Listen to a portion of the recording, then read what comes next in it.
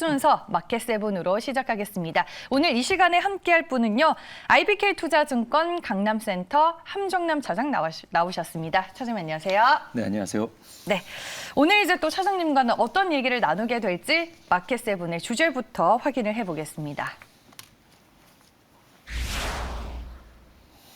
네, 원전 얘기입니다. 어제 장중에 원전 관련주들이 잘 가서 이 얘기들을 또 많이 들으셨을 수도 있을 텐데 오늘 마켓세븐에서는 함 차장님만의 시선으로 저희가 또 얘기를 한번 들어보도록 하겠습니다.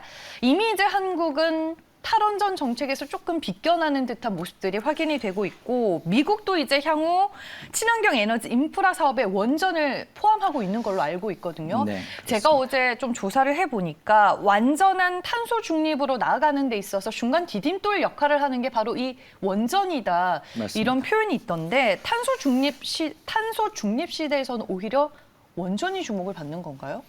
이 부분에 대해서 좀 큰 배경부터 좀 네. 말씀을 드리도록 하겠습니다. 일단은 지난주에 수소, 네. 이번 주 월요일에 풍력, 그리고 오늘 원전하면 네. 에너지 3대장을 한번 다 짚고 그러네요. 가는 그런 네. 과정이 되지 않나 생각이 듭니다. 자, 원전이라는 것은 정책적으로 맞다 틀리다로 접근하시면 대화가 잘 안 되더라고요. 그래서 현재 상황을 지금 이런 일들이 일어나고 있구나라는 것 정도로 이제 받아들이신다고 생각하시면 될 것 같은데 일단은 우리나라는 탈원전 정책을 썼었잖아요. 네. 우리나라만의 이슈가 아니었습니다. 우리나라가 탈원전 했었을 당시에는 전 세계 트렌드였어요. 미국도 원전 16기를 완전 폐쇄하겠다. 유럽은 2030년도까지 원전 단 한 기도 남겨두지 않겠다. 뭐 이런 캐나다도 마찬가지였고 그래서 전 세계가 이 원전의 위험성에 대해서 정확하게 지각을 알고 난 다음부터는 이쪽으로 가지 않겠다. 그래서 친환경 정책에 대한 드라이브를 속도를 내기 시작하면서 원전에 대해서 적극적으로 이제 폐쇄 정책으로 갔었었는데 시간이 좀 지나고 나니 이 부분에 대해서 판단 미스였다라고 각국이 생각하기 시작했고 이 부분에 대해서 실제로 정책적인 전환이 일어나고 이미 시작했습니다. 전환이 일어나기는 이미 시작을 했고 그래서 미국에서는 현재 원전 16기를 폐쇄하겠다는 정책을 전면 백지화하기 시작했고요. 실제로 몇 년 전에는 영국에서 원자력 발전소 수주하겠다라는 이런 뉴스도 있었었고요. 그래서 글로벌적으로 우리나라뿐만이 아니라 전 세계가 원전을 틀어막은 것이 너무나도 좀 급하게 추진됐었던 이유는 지금은 일단은 원전을 어느 정도 받아들여야 되지 않냐라고 이제 이런 이야기가 나오고 있고요. 뭐 다들 아시겠지만 워렌 버핏이라든가 빌 게이츠도 이 원자로에 대한 중요성에 대해서 뭐 나트륨 원자로는 앞으로 미래 시장의 발전 시장을 바꿀 게임 체인저가 될 것이다 이런 이야기도 있었고 네. 미국에서 한 주지사도 탄소 배출에 줄이는 핵심은 원전이다 이제 이런 이야기가 있었거든요. 그래서 이런 것에 대한 분위기는 이미 전 세계가 바뀌었다라고 보시면 될 것 같고 그렇다고 해서 원자력 발전소를 막 적극적으로 짓는 분위기는 아닐 거예요. 그래서 SMR이라는 화두가 시장에서 좀 강하게 나오고 있지 않나라는 생각이 듭니다. 자, 그러면은 네. 왜 원전이 필요하냐 이런 생각도 드실 텐데 우리는 이제 석탄 발전에서 친환경으로 계속 바뀌고 있잖아요. 그런데 우리나라 가정집이야 만약에 정전이 된다고 한다면 촛불 켜고 살 수 있겠지만 네. 산업 공장은 그렇죠. 그렇지가 산업은 문제가 그렇습니다. 다르죠. 반도체 공장이 1시간 정전되면은 수십조 원의 손실이 난다라고 하잖아요. 그렇기 때문에 이 공장 에너지는 산업 에너지는 그렇지가 않거든요. 그런데 비 온다고 해가 안 뜬다고 바람이 안 분다고 전력 수급에 문제가 생긴다라고 한다면 틀림없이 이거는 큰 리스크가 될 수밖에 없을 것 같습니다. 여기에 이제 탄소 중립으로 가는 앞으로 과정 속에서 각국의 발전 단가라는 것은 국가 경쟁력에 굉장히 많은 영향을 미칠 것으로 보고 있습니다. 코로나 때문에 이 스마트 공장, 스마트 팩토리에 대한 필요성이 이제는 굉장히 우리가 앞당겨지게 됐잖아요. 시간적으로. 그런데 네. 각국에서 이제 만들 수 있는 공장의 생산 단가를 봤었을 때 지금까지는 인건비, 부동산, 원자재였다고 한다면 원자재는 이제 전국 공통이고요.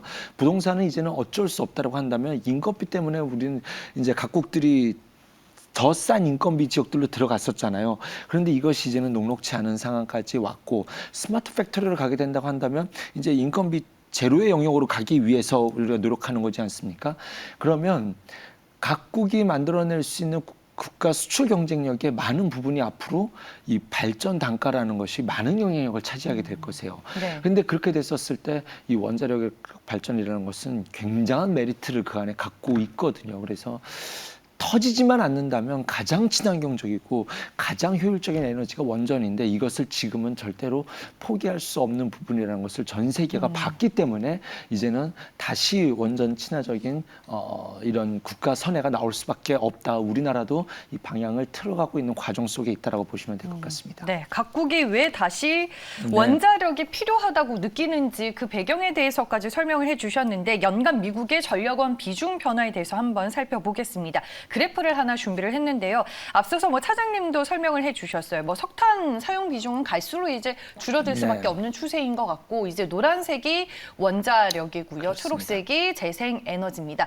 원자력과 뭐 재생에너지는 2020년 들어서 비중이 거의 동일한 수준까지 네. 왔다라고 볼 수 있을 것 같고 기존 발전 플랜트 수주에 있어서도 이제 원전의 중요도가 상당히 더 커질 수밖에 없는 뭐 여러 가지 이유에 대해서 얘기를 해주셨는데 이것도 이거지만 이제 우리나라 국가 예산에서 네. 원전의 비중이 증가한 걸로 이제 확인이 되면서 그렇습니다. 어제는 또 정책 모멘텀까지 뒷받침이 되는 것 같더라고요. 네, 내년에 원자력 발전 부분에 이제 R&D 네. 투자 비중에 대해서 예산이 증가가 됐습니다. 그러니 우리도 글로벌 추세에 따라가겠어 편승하겠다라는 거죠. 그런데 아직도 이 부분에 대해서 이제 굉장히 거부감을 느끼신 분들이 있는데 그렇지 않습니다. 시대적 트렌드를 따라간다.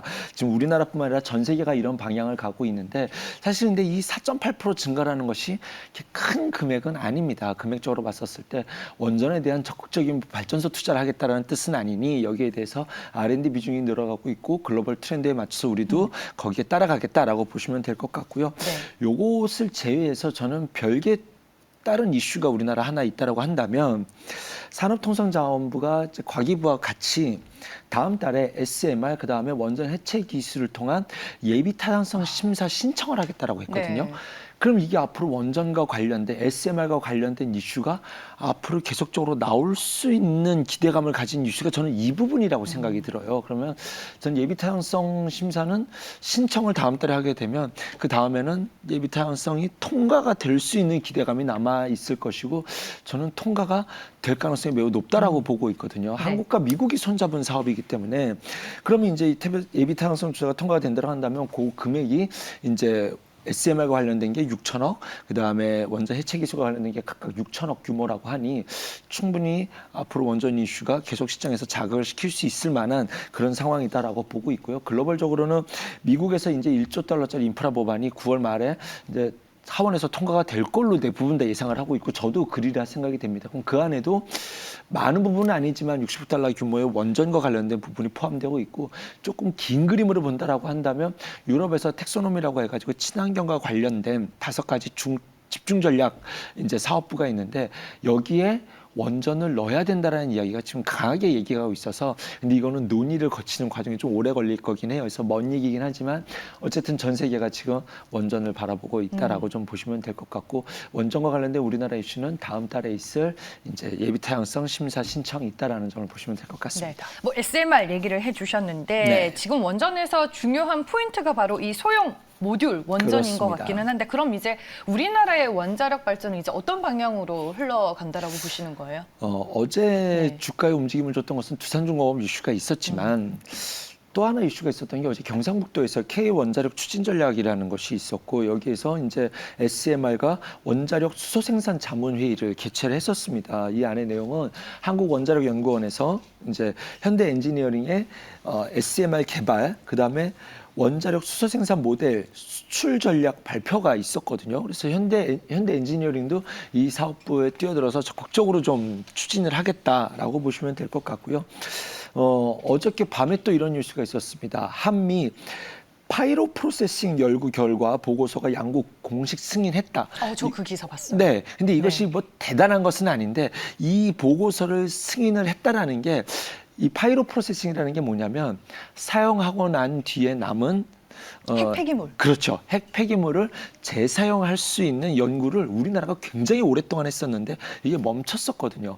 탈원전하는데 폐기물을 쓴다라는 연구를 한다는 게 말이 안 안 맞죠. 되잖아요. 네. 그런데 이제 이것을 보고서를 다시 승인했으니 이것에 대해서 앞으로 재검토하겠다라는 의미는 이제 원자력 발전을 앞으로 가겠다라는 것이 기본 배경이 됐다라는 뜻이죠. 그래서 이제는 폐기물과 관련된 이야기도 앞으로 나올 수 있다라는 점. 어쨌든 우리나라 방향성은 이제는 한국과 미국은 원자력에 대해서 지속적으로 가겠다라는 것이 다시 한번 입증된 보고서라고 저는 생각이 들고요. 뉴스라고. 우리나라의 방향성은 핵심은 이제 SMR입니다. 이제 고온가스를 SMR을 통해서 그린 수소도 생산해 간다라고 하니 우리가 앞으로 핵심은 수소 에너지, 수소 경제거든요. 그걸로 가는 과정 속에서 교두보 역할을 할 것은 물론이거니와 수소 경제로 가는 그 상황에서도 이 SMR은 한 자리를 차지할 수 있을 가능성도 있다라는 점까지 좀 보셔야 되지 않을까 생각이 듭니다. 미국 에너지부에서는 SMR 개발을 위해서 앞으로 7년 동안 12억 3천 달러 계속 지원한다고 하니 계속적으로 SMR은 투자하는 것만은 틀림이 없다라는 점. SMR이 뭐가 좋냐면요. 다시 아시겠지만 짧게 말씀드리면 여쭤보려고 그랬어요. 네. 안 그래도. 요거 제작 기간이 네. 2.5년으로 짧아요. 그다음에 부피가 작습니다. 크기가 작습니다. 이거 작은 거는 트럭으로도 싣고 갈 수 있다라고 해요. 그것도 그럴 것이 어디에 쓰였냐면 핵잠수함이랑 항공모함에서 쓰였었거든요. 그래서 이제 그 다음에 3년과 5년 교체 주기가 있으니 한 번 쓰이기 시작하면은 적어도 수소 경제가 오기 전까지 4-5번의 교체를 할 수 있으니 이것이 연속성을 가져갈 수 있는 그런 사업이다라는 점. 핵심은 이겁니다. 원전이 터지느냐 안 터지느냐가 가장 큰 리스크잖아요. 네. 근데 사고 확률이 기존 원자로에 대해서 1000분의 1이라고 해요. 오히려 위험 부담은 더 그렇습니다. 낮아지는군요. 그러면은 해볼만 하다. 각국이 충분히 뛰어볼만 하다라고 보시면 될 것 같고요. 이제 우리나라는 이 기술에 대해서는 제가 봤었을 때는 세계 최고의 기술이라고 보고 있습니다. 시장 점유율은 물론 미국이죠. 왜냐하면 그동안은 핵잠수함이랑 항공모함에 쓰였으니 당연히 점유율은 미국 기업이겠지만 우리나라 투산중공업이 갖고 있는 기술력은 세계 최고라고 보셔도 될 것 같습니다. 그래서 미국이 우리나라랑 자꾸 손잡으려고 한다. 진짜입니다. 이거는 미국이 네. 우리나라랑 손잡기 위해서 노력을 하고 있는 거고요. 현재 상황은 이런 좋은 점이 이미 주가에는 어느 정도 반영이 되어 있습니다. 이제부터 필요한 것은 SMR에 대해서 우리나라 현 정부가 좀 바뀌고 글로벌적인 홍보가 좀 필요하다라는 점, 그리고 미국과 손잡고 가는 이것이 지금 계속적으로 뉴스화되고 있다라는 점. 이런 것들이 이제 여기 플러스 알파라고 본다라고 한다면 지금 대선 주자로서 유력하신 분들의 입에서 이 부분 이야기 계속 나오고 있어요. 그래서 이제 정책 공약으로 나오게 된다라고 한다면 네. 그때부터 제가 다시 말씀드리겠지만 그때부터는 제가 지금까지 드렸던 말씀 다 잊으셔야 됩니다. 그때는 판이 달라지나요? 그렇죠. 그때는 이제 대선 정책주가 돼버리기 때문에 네. 다른 테마로서의 주가 흐름을 이제 만들어 갈 것이다. 해서 그럴 가능성도 있다는 점을 염두에 두시고 보시면 될 것 같습니다. 알겠습니다. 이미 정책 모멘텀을 받는 듯 했는데 추가적인 정책 모멘텀이 더해질 수 있다라는 얘기를 해주셨습니다. 그러면 종목으로 바로 들어갈게요. 오늘 이제 봅시다. 수소 관련주가 갈까요? 원전 관련주가 갈까요? 또 물어보시는 분도 계시는데 저희는 원전 관련주에 집중을 해서 대표적인 종목들 한번 살펴보겠습니다. 먼저 두산중공업으로 준비를 해봤습니다. 말씀해 주셨다시피 어제 SMR 사업과 관련된 이슈가 있었습니다. 주가 회복을 좀 이뤄낼 수 있을까요, 그러면? 두산중공업이 엑스에너지랑 손잡고 SMR 달려가겠다라고 했죠.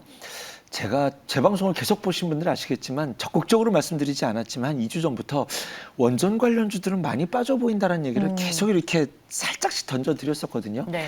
차트 유튜브라든가 이런 데 차트 찍어서 보시면 단기적으로 많이 빠진 대표적인 섹터가 저는 원전 맞아요. 관련 섹터라고 합니다. 이거 네. 계속 음봉으로 밀어 내렸었거든요. 이제 그러면 어떤 키워드를 검색하시냐면 매도크라이막스라는 차트 한번 공부해 보시면 될 것 같습니다. 대표적으로 원전 섹터가 그렇게 좀 일방적으로 쏟아 부었고요. 두산중공업보다는 다른 종목들 한전기술이라든가 뭐 어저께 우리가 서전기전, 뭐 보성파워트 이런 차트들을 보시면 매도크라이막스가 나온 차트다라는 걸 보실 수 있을 것 같고요. 그래서 이것의 매도크라이막스가 나온 이후에 방향 전환을 하는 캔들이 어저께 일제히 좀 반응을 했다라고 좀 보시면 될 것 같습니다.